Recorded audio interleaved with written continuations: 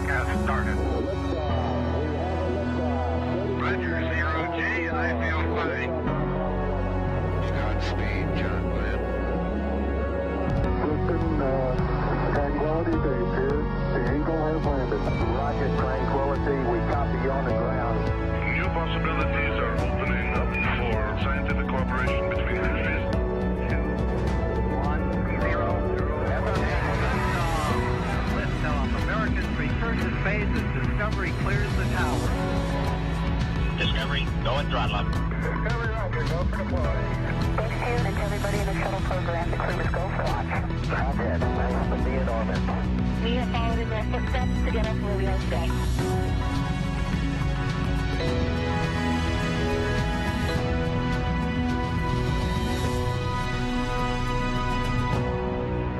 Good morning and welcome to NASA's Johnson Space Center in Houston, Texas. I'm Sandra Jones and we're here today to talk about the upcoming crewed flight test of the Boeing Starliner vehicle that will carry NASA astronauts Butch Wilmore and Suni Williams to the International Space Station for a mission of up to 2 weeks in length. Joining us today to discuss this historic mission are leaders from both NASA and Boeing. So joining us today virtually is NASA Administrator Bill Nelson, Steve Stich, Commercial Crew Program Manager, Dana Weigel, Deputy Manager of the International Space Station Program, and Mark Nappi, Vice President and Program Manager for the Boeing Starliner Program. We'll first start with some initial remarks from each of our briefers before we do open it up for questions both in the room and on our phone bridge. If you are dialed into our phone bridge, you can submit a question using *1. If you are on the phone and find that your question has already been answered, you can press *2 to withdraw it. So with that, I'll begin with some opening comments from Administrator Nelson. Hey everybody, this is history in the making. We're now in the golden era of space exploration, and just think where we've come. First, Mercury. And I'm talking about human-rated spacecraft. Mercury, Gemini, Apollo, then the Space Shuttle, and now the Starliner. After, of course, Dragon. And so we have a backup. We have 2 spacecraft now to be able to get us into orbit. And, of course, that was the whole point when we started the Commercial Crew to Orbit program. This goes back to the new NASA legislation that said that we were going to have a government program, of which we always have, but concurrently, on a dual track, we were going to have a commercial program. And thus, through the Commercial Crew and Cargo program to orbit, we have been tremendously successful. And here we are with a brand new spacecraft that is human-rated. Butch and Suni are doing this as a first. It's the first time that a crew will go on to this new spacecraft. So it's another one of those tremendously important historical markers in NASA's space program. This is the 6th rated, human-rated spacecraft. And so let's go NASA. I'll hand it over to Steve Stich. Yeah, thanks, Sandra, and it's great to be here today, and I want to thank you for your continued interest in the Commercial Crew program. As Administrator Nelson said, it's an exciting day to be here talking about our crewed flight test as we move into this next phase of preparations for the crewed flight test. Bringing along our 2nd human rating vehicle in the period of 4 years has been a tremendous honor for our Commercial Crew team and a tremendous challenge of just getting through all the work to get these 2 spacecraft, Dragon and Starliner, flying. Right now, the team is extremely focused on the crewed flight test and doing all the final preparations for that mission. We are really excited to have this 2nd transportation system up and available to us This has really been our goal all along, is to have two dissimilar systems, Starliner and Dragon, and then fly them, once a year, every other year slots.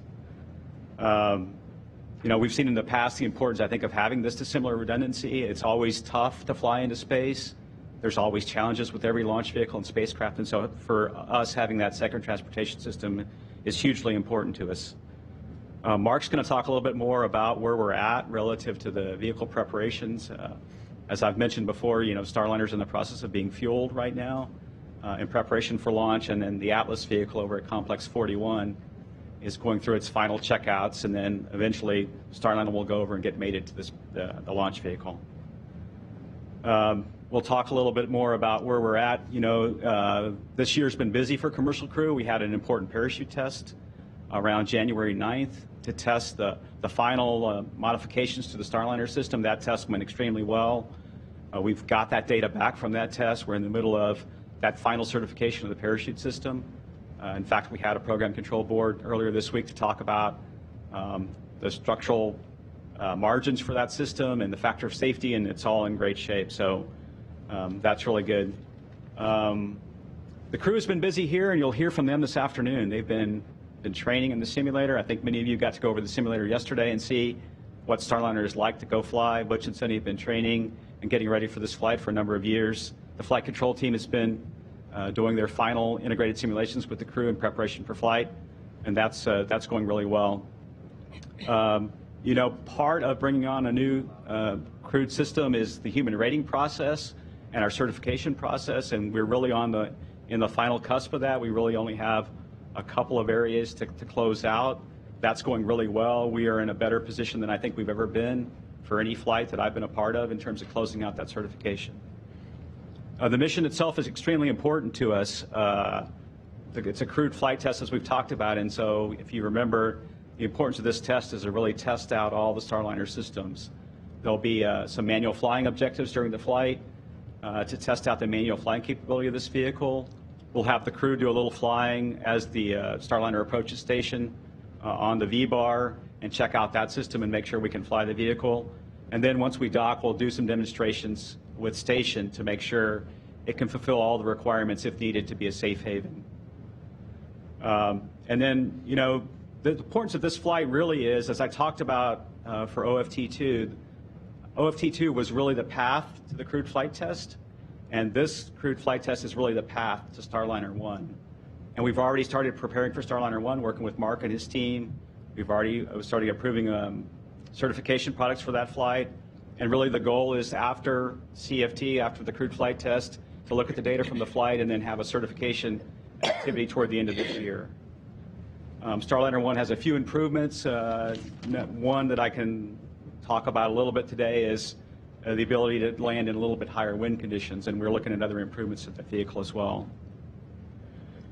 The launch date right now is no earlier than May 1st, and that's driven by the ISS traffic. As you know, it's been a busy year on ISS. We have a cargo vehicle en route right now, and Dana will talk a little bit more about that mission and then how at the end of the undock time frame we have to set up for a crewed flight test. I do want to thank the entire NASA and Boeing team. We've been working side by side with Boeing for many years, and you can tell the excitement of our team in getting to the crewed flight test. The flying crew is extremely challenging, as we know from previous flights we've flown, but the team's really excited and working really hard. Can't thank the team enough, and I'll hand it over to Dana Weigel. Thank you, Steve. And thank you for joining us today. Really appreciate all of the interest that we have here. We are really excited on the station side to get this first crewed Boeing Starliner mission up to the space station. As you've heard, it's important to the agency. It's also really important to ISS to have two different vehicles that we can launch from the U.S. Space station's really designed to be continuously crewed. And so there are any number of different contingencies that we can encounter where redundancy is really needed. And so it's always been our goal to have a handful of different vehicles that we can fly to get crew up there. So big major stepping stone for Boeing, for commercial crew program, and also for space station. I would like to share with you some other current news with space station. but we would like to keep the rest of this briefing focused on the CFT mission. As you know, yesterday we had planned to launch the 71S Soyuz crew carrying NASA astronaut Tracy Dyson, a cosmonaut, and a Belarus spaceflight participant. At about 20 seconds before launch, there was an automated abort that was initiated that stopped the launch count. The crew was taken out of the Soyuz spacecraft and is awaiting their next opportunity to launch. Our Roscosmos colleagues have taken a look at the data, and they have determined that the issue is related to low voltage in part of the rocket's electrical power system. They're still working to troubleshoot and to understand it and to come up with resolution plans, so I don't yet have the answer for what they'll do to resolve it. In fact, there are meetings that are ongoing this morning, but we will share with you as soon as we have more information. For now, we're still holding a potential launch date for Saturday, March 23rd for the Soyuz, assuming this is a more simple fix, and then we've got backup opportunities on Sunday, Monday, and of course beyond that in the future if that's needed. So more to come there. Yesterday afternoon, we did have a successful launch of the SpaceX 30 cargo mission, carrying with it 6,200 pounds of resupply and research to station. That's planned to dock this Saturday morning, 6:30 a.m. Central Time. That's going to be a really, really busy mission for the crew on board. It's a little over 30 days long. Now, we plan for SpaceX 30 to undock at the end of April.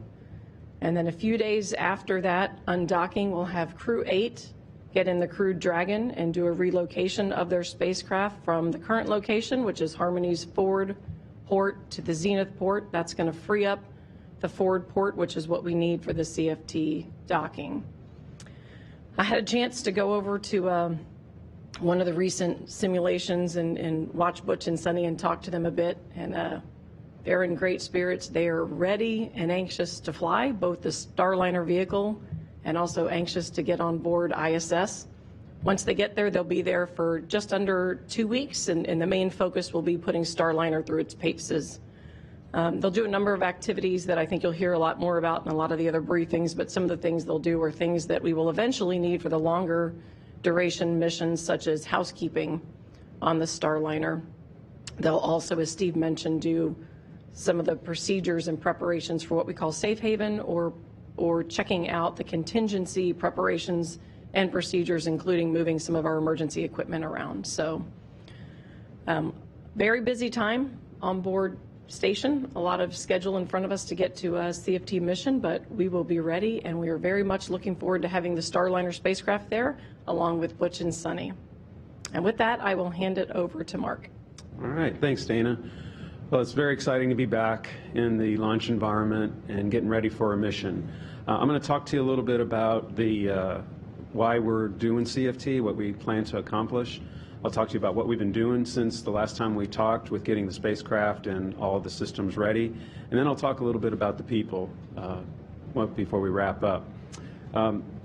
The CFT flight is really the introduction into crew into our vehicle system.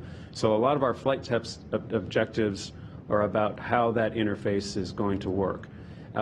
Most of the things in the flight test objectives that we're looking at we've got about just under 90 of them, and it's all, does the vehicle perform with the human in the loop as expected?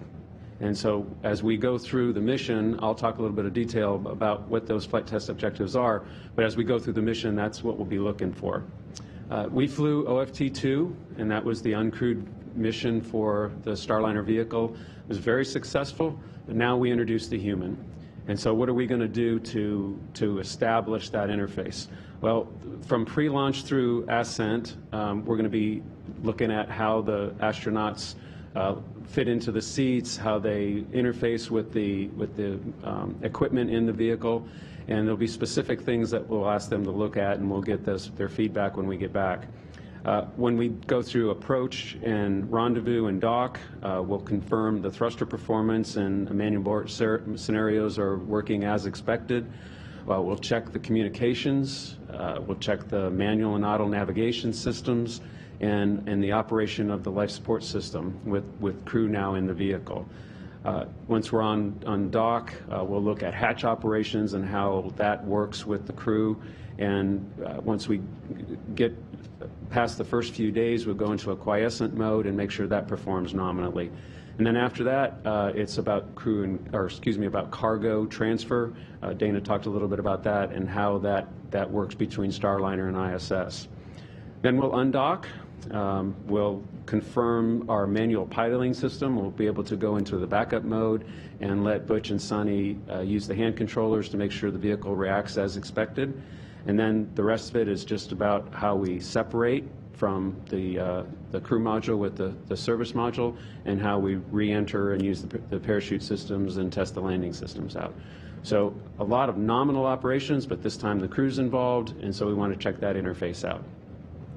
CFT is a test flight, so we expect that there may be some lessons learned. There's, in our history, Steve and I and Dana all have worked through ISS and shuttle, and every single mission you learn something, and we expect the same from this.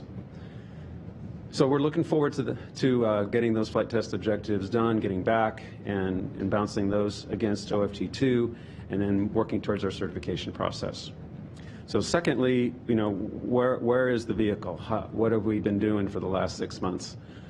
We have primarily been working on getting the vehicle, of course, ready for flight and solving the two issues that we had back in the summer, which were the parachute system and the tape flammability issue that we had.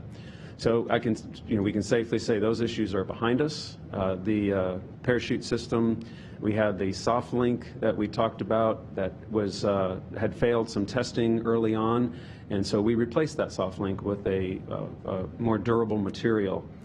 That's been completed.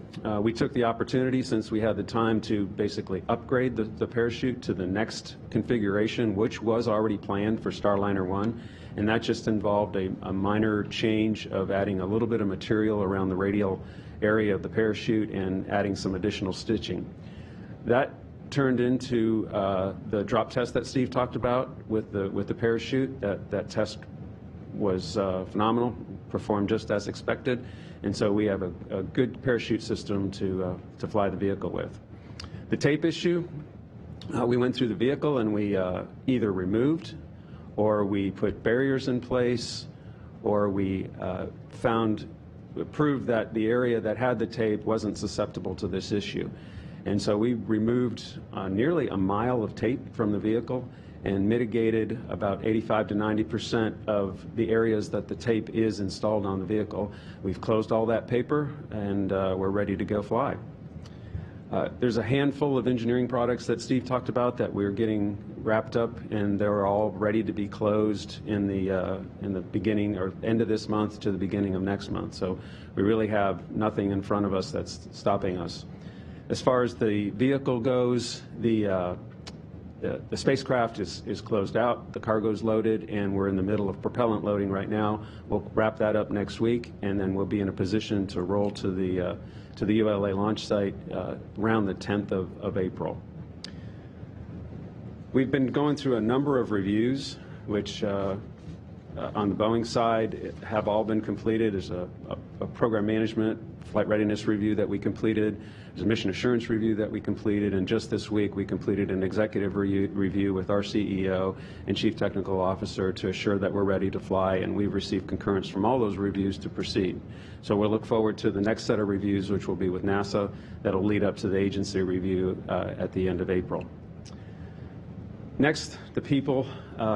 I think we all have something in common here, that we're all excited about this, and our workforce, to say the least, is excited as well. We had the privilege of coming back after the holidays, and really we didn't have to hit the ground running. We started slowly, and we've built momentum up until this point, and we've always talked to the team about peaking at the right moment, and we're going to peak when it's time to execute this mission at the end of this month, the beginning of May. The crew, Steve and I meet with the crew every other week at a minimum, and we talk about what's on their minds. We talk about what's the status of the vehicle is and where we're headed, and we're in a really good spot right now with the crew. They're anxious to fly, we're anxious to fly, and we are all on the same page about what to expect. Working with NASA, of course, we're in lockstep, and we're going to we're working towards closing out all the paper that we talked about earlier.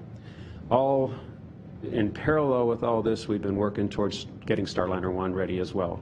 So at the end of this year, in November, we expect to get the certification review complete, and the vehicle will be complete and ready to go at the end of this year as well in December.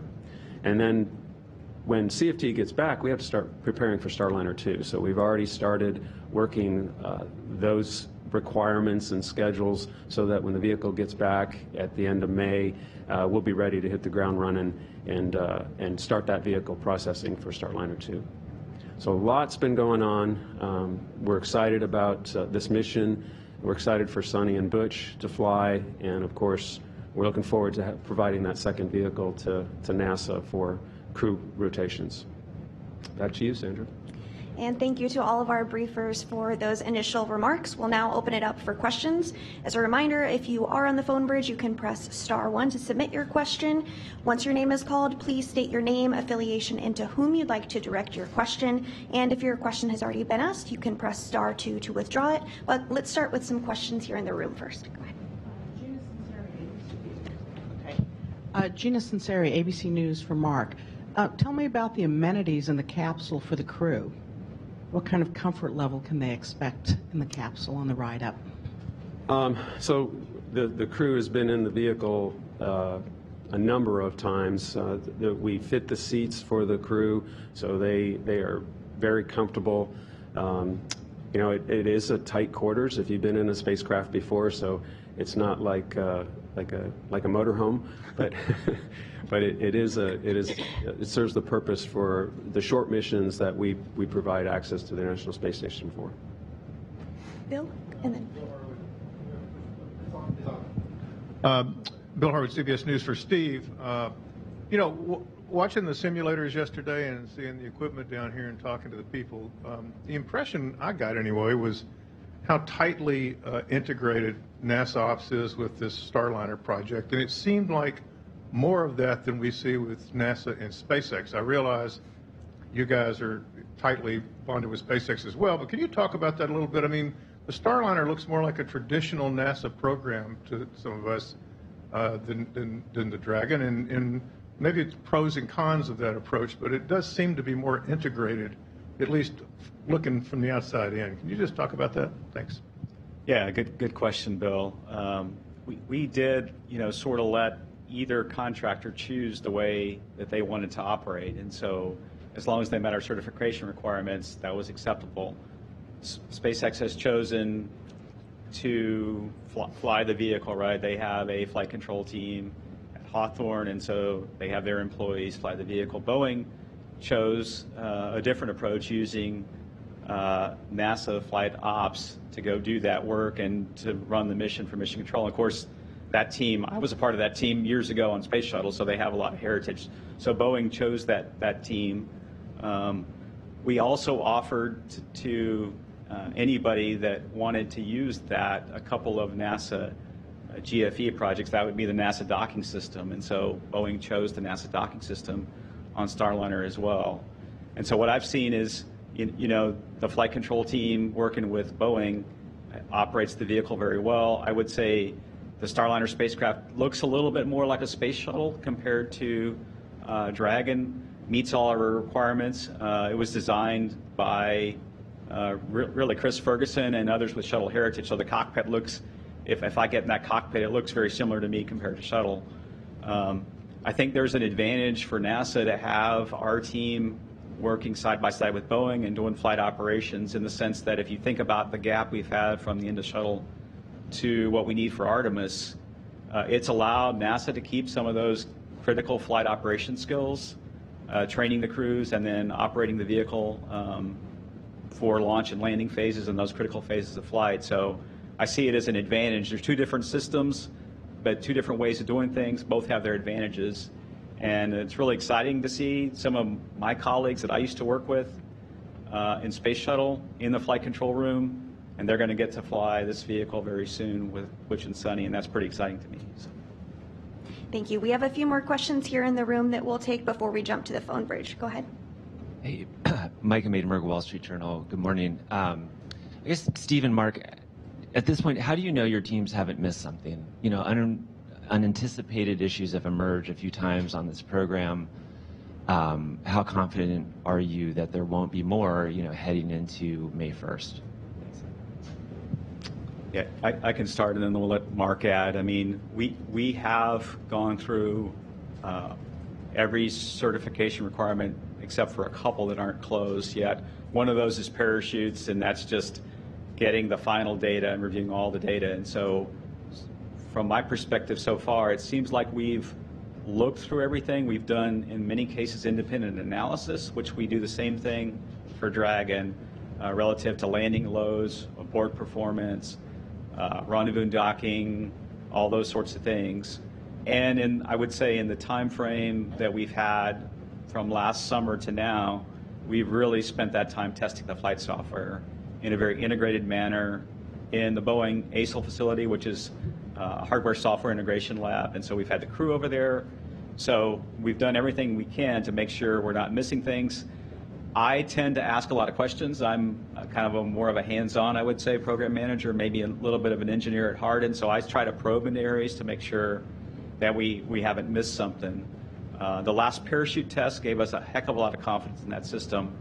We had more instrumentation, I would say, on that parachute test than we've had in the past, looking at the dynamics of how the parachutes actually come out of the parachute compartment, and computed the margins on those parachutes and have a lot of confidence in that system. So, you know, what we do every day is to try to make sure we haven't missed something. Spaceflight is so complicated. I think we take it one step at a time, looking at all the data. We've closed out all the in-flight anomalies from OFT2 to our satisfaction. And now we're going to go through that flight readiness process. And what that involves is, for example, in the engineering community, the chief engineers are now sitting down with every single one of their disciplines to ask those very questions. Have we missed something? Are you worried about something? Do you think there's an area we need to do a little bit more work in? And so that's happening right now leading up to our program FR, which will be about mid-April. So, and I'll see if Mark has anything to add. Yeah, I would add that we have very robust processes, and the certificate of readiness process that we use to review everything, the design certification process, they are all very robust. And the proof of that is the fact that the problems that we have caught in the past have been caught as part of that process. Albeit they've been caught late, they were caught. And so that's the important thing, is that we catch it on the ground and we fix it for flight. The OFT2, we went through this same process and we had an exceptionally successful mission. And we're going to have the same success with CFT, because now, again, we've added the crew portion of that, and that's the new things that have been gone through the certification process since OFT2. Aviation Week from Mark. What's the status of the valve redesign, and are there any other upgrades planned between CFT and Starliner 1? Yeah, I think you're speaking to the oxidizer valves that we had the problem on OFT2 first attempt. That design is in work, and we expect to have it for Starliner 2. We have an effective mitigation in place with the purge system that we're using to keep the moisture out, as well as the fact that we sealed up some of the areas on the connectors that we believe were the access for moisture getting into that valve. So we have perfectly acceptable mitigation in place, and we'll have new valves for Starliner 2. And then some of the other upgrades, I would say, for Starliner 1, you know, in terms of docking, we're going to dock on CFT to the forward port of Harmony. We'll have No-2 Zenith capability as well on that flight. So there's a pretty big set of flight software changes to be able to fly to either port. And then Starliner can actually relocate between ports as well, just like Dragon can do. So those are upgrades coming for Starliner 1. And we use the same playbook, I would say, right, from Dragon. Demo 2 could only dock to the forward port, but then Crew 1, we had the capability to dock to either port. So that's a big set of software changes that are in work for Starliner 1. We are going to take a question from our phone bridge from Jeff Faust with Space News. Good morning. Question for Steve Stich. I think you're talking about getting certification for Starliner 1 done around November. How late could that slip and you'd still be able to keep Starliner 1 on schedule for launch early next year? If, for example, if anything comes up during this test flight that requires some additional work. Thanks. Yeah, I think right now we're on a good path to have certification wrapped up by November, December of this calendar year. It kind of needs to happen in about that time frame to hit the spring slot, I would say. We'll have to go look at the data from the flight to see if anything would open certification products. Essentially, the way it works is we'll have an interim human rating certification for CFT, and then the final one at the end of the year, and then we'll just look at the flight performance to see if there's any major items that we need to open for Starliner 1. We know what that cert work is. We know how many requirements we need to close out. In fact, we've already closed on our side, on the commercial crew side, about 17 requirements for Starliner 1. And we know what that other work is in terms of the hazard report changes and so forth. So I think we have a good shot. We just need to stay on track, right, with all the deliveries and our closure plan as well. So. Thanks, Steve. Our next question is from Chris Davenport with the Washington Post. Hi, good morning.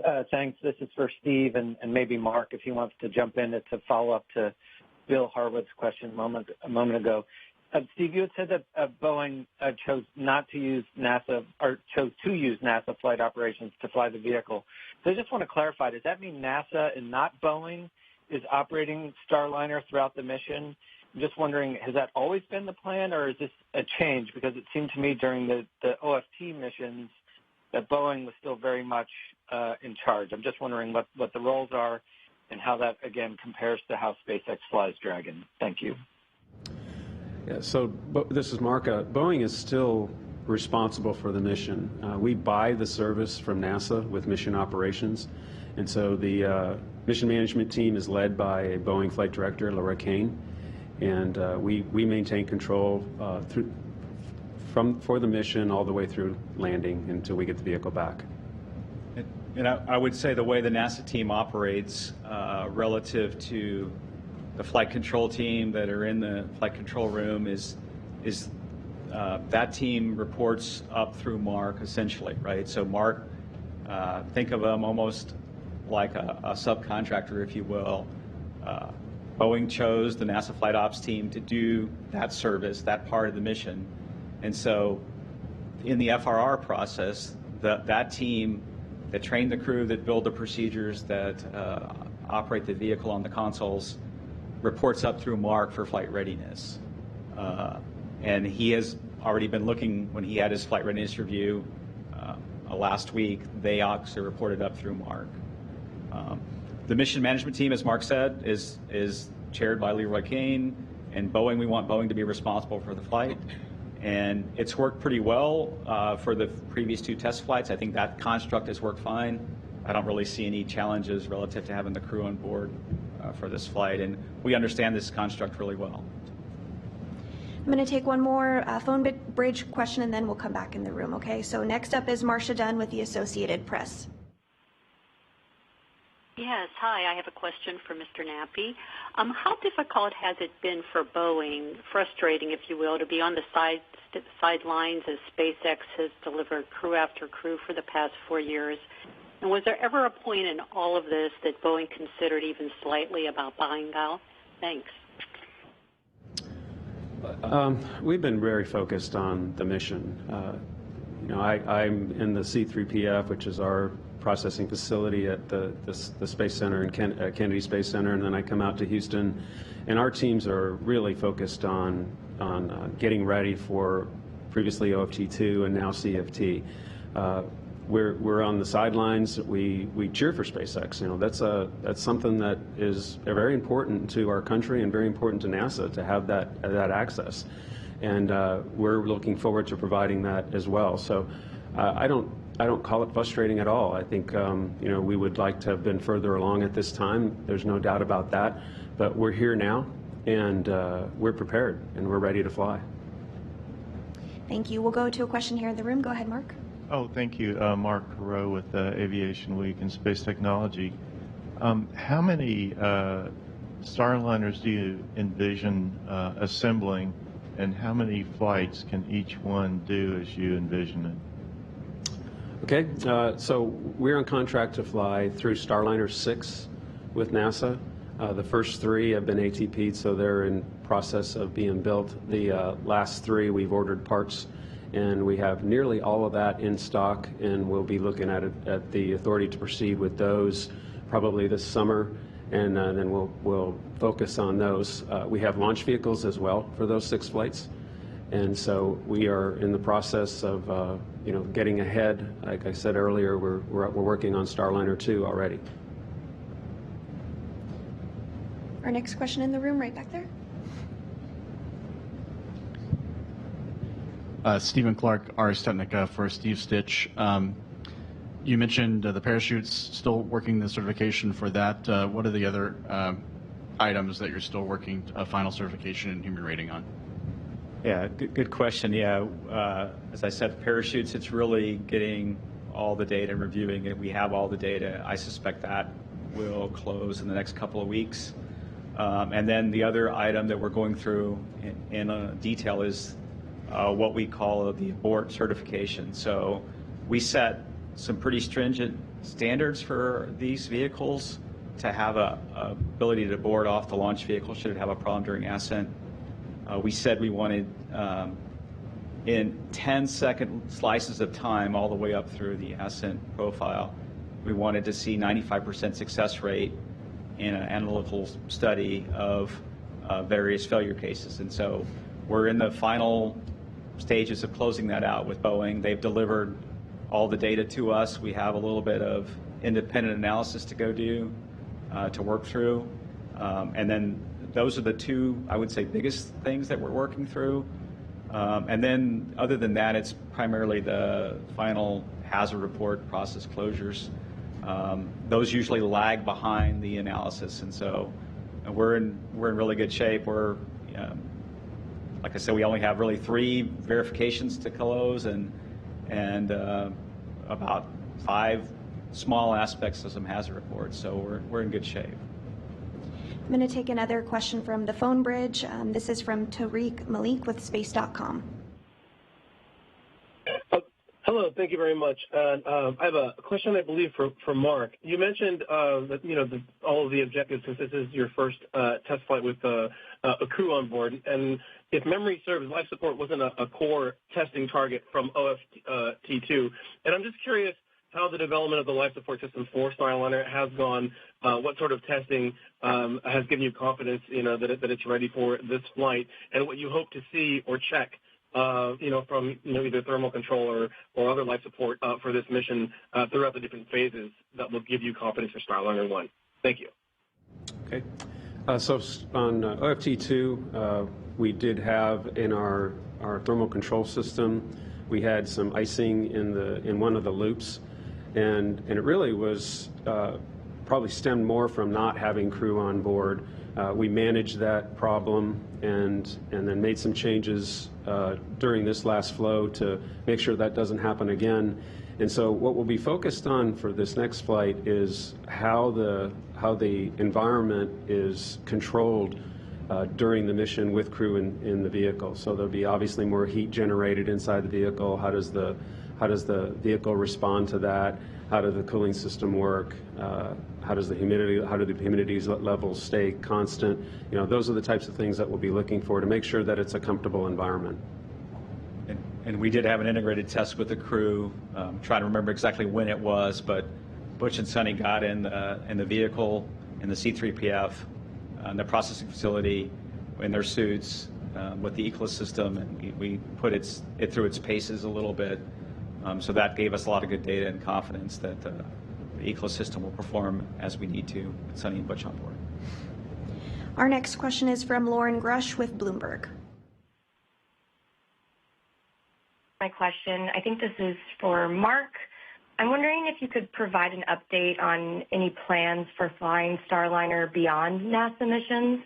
And if you do plan to do purely commercial missions, how will those flights work if the company is, buying flight operation services from NASA? Thanks. So right now we're focused on the 6 missions that we have on contract with NASA. The private astronaut missions are of an interest later in the decade, but right now, the focus is on getting certified, getting CFT flown safely, getting certified, and then flying that Starliner 1 mission. Once we get past that milestone, I think we may start looking at some of the private astronaut missions, but for now, that is the focus. Our next question will be here in the room. Hi, yes, Will Robinson Smith with Spaceflight Now. Thank you all for taking the time to talk with us today. Question for Mark, if I may. You mentioned that Butch and Sunny will be taking the stick at a couple of different points in the mission. Can you describe how dynamic those points will be, and was there ever a discussion of possibly looking at a manual docking just to make sure that if that capability was needed, that they could perform that? Thanks. Let Steve help here as well, but there was a lot of discussion about taking the stick and how much control we were going to have. Obviously, the astronauts would like to fly as much as possible.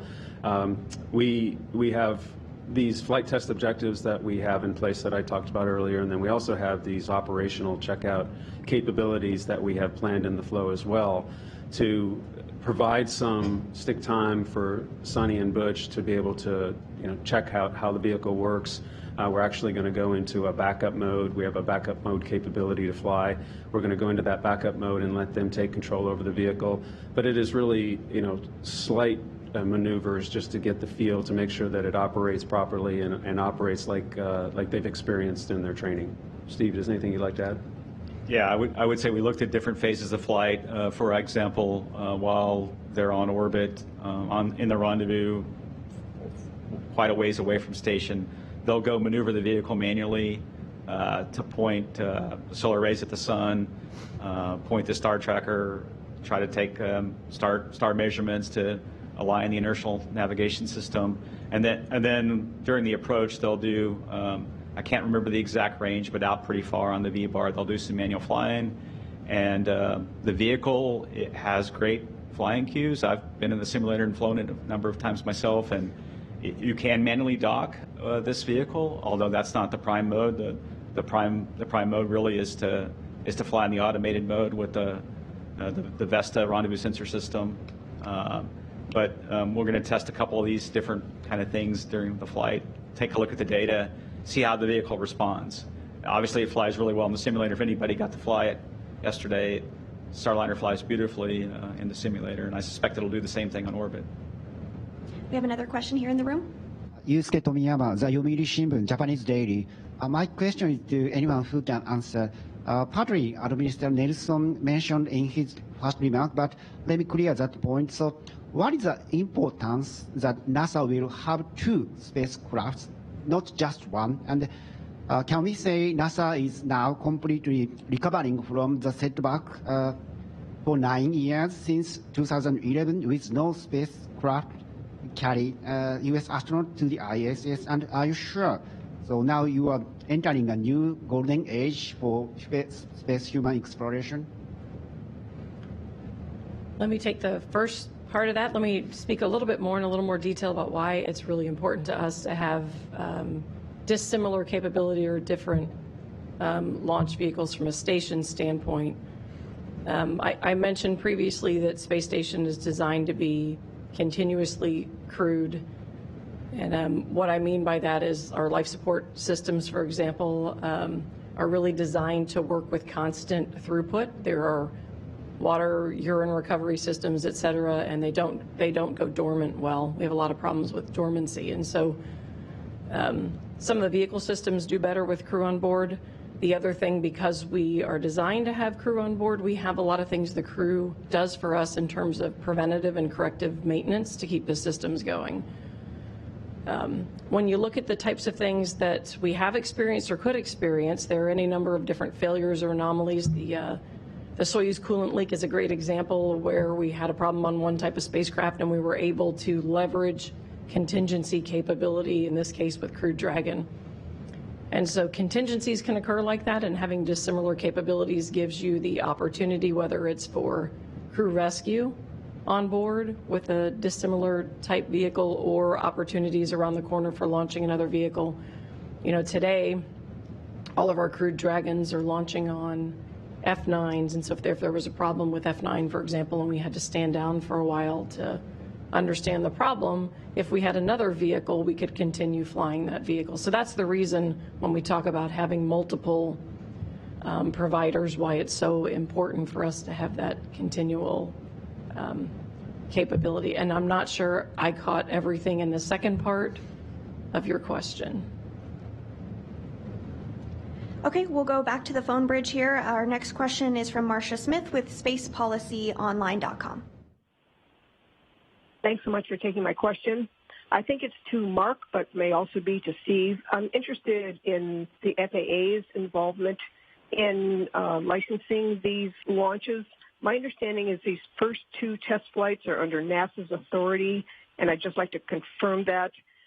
But does that mean the other 4 will require FAA licenses? And what is the process right now to get the FAA up to speed if they're going to be licensing the other 4? Anything to add? The crewed flight test is a NASA test flight, so it's not an FAA licensed flight. So that means that NASA is intimately involved in all aspects of the flight, including working with the range and public safety for the flight. So it's a NASA test flight. After that, we start with, for Starliner 1 and subsequent flights, those then move over to the FAA licensed missions. And I know Mark and his team have been submitting the required data already for Starliner 1 to the FAA to look at that application for launch and entry licenses.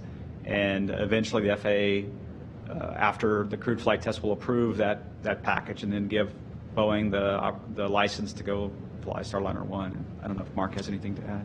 Yeah, like Steve said, we've been working closely with the FAA. We have the licensing application that's been filled out. We just wrapped that up in the January timeframe. And then long term, we're also working with the FAA on understanding what the future requirements may be so that we're well prepared. So we're in good shape for after these initial NASA missions. Thank you. And it looks like we do have another question here in the room right there. Thank you. Jackie Goddard for the Times of London. Steve, I wondered if you could speak on a personal note about the enormity and the significance of what you're standing on the cusp of doing. You're about to send friends and colleagues to space on this debut Spaceliner. I wondered if you could talk about the personal weight of that. And for Mark, if I may, the Boeing brand obviously has taken a lot of hits in the last few years over its safety culture. On the aerospace side, I wondered if you could talk a little more about the robustness that you mentioned of the new processes and of what the conversations with the astronauts have been like to put and everybody to put their minds at rest that Boeing safety culture and the questions around it do not extend into this. Thank you. Yeah, I'll start and then Mark can add. And it always, when you're putting your friends on a vehicle for the first time, it is a challenge. I've been thinking about that a lot with Butch and Sonny and reflecting back on what it was like 4 years ago when we put Bob and Doug on Dragon for the first time. And I personally look inside at what have we done? Have we done everything that we can? And the struggle always is spaceflight is a challenge. It's inherently, it's a risky business. And what I'll be doing is looking to make sure that we've done everything that we can to make sure that flight's safe, and we do that every single day. We've been doing that for the 8 years I've been in the program, even before that. But it is a big challenge when you say, hey, our team, the Boeing NASA team, has done everything that's possible to make the flight safe, and Butch and Sonny, I'll get to talk to them later today. So you're going to be good to go, and we'll see you when you get back. That's the thing I always want to say is, hey, we'll see you when you get back, and say it with confidence because that's the truth. And in terms of the safety process that I know Mark will answer, but NASA's been side by side with Boeing, a little different than the aircraft. I say we have inspection points on the vehicle to where the tape remediation that Mark talked about, removing over 1 mile of tape, we had people side by side inspecting the tape, inspecting the wiring after the tape was removed, making sure that was done properly. Same thing with parachutes. So the process is a little different than aviation, where I would say NASA's more side by side. We're talking 2 spacecraft that are going to fly on multiple missions, and so a lot of individual care and feeding goes into every single one of those spacecraft, and NASA's side by side with Boeing, and I'll see what Mark has to say. Yes, I joined Boeing in 2015, and I was on the SLS program, Space Launch System program. And from the moment I walked in the door, safety and quality were always #1 priority, and that hasn't changed. My experience has been in human spaceflight for almost my entire career, and I can tell you that our process in human spaceflight is very robust. We design around redundancy. Everything that's critical has some level of redundancy in it, so that if something fails, we have a backup system to go to. We test, and test to make sure that all the components, all the integrated systems, and everything work together.